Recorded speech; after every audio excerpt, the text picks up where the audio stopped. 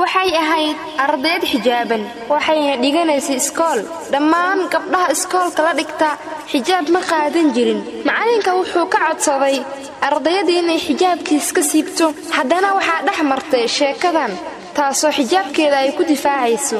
gabar yahay dadka dhan xijaab ma wataan jawigana waa kuleel maxaad isku cadaabaysaa xijaabka maad iska siibtid macallin adiga suuragal ma tahay adigoo dhar aan wadanin inaad muxaadaro noo jeedisid maya ma dhici karto waayo sharaftayda iyo shakhsiyadayda uma wanaagsana caqligana yeeli maayo ogow anigana xijaabka waa dharkayga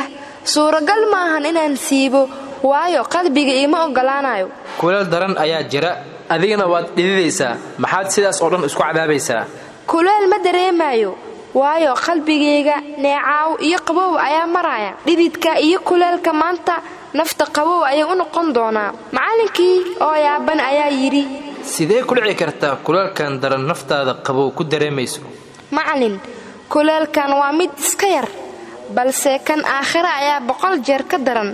daliil noocay ah ayaad u haysataa inuu kaasi daran yahay taas ma adka kuleelka aakhiro markii la gaaro midkan maanta qabow ayuu u noqonaa markii aakhiro la eego haddii aan jirkayga maanta asturin kuleelka aakhiro uma adkaysan karo ilaahayna wuxuu leeyahay qul naaru jahannama ashaddu harraa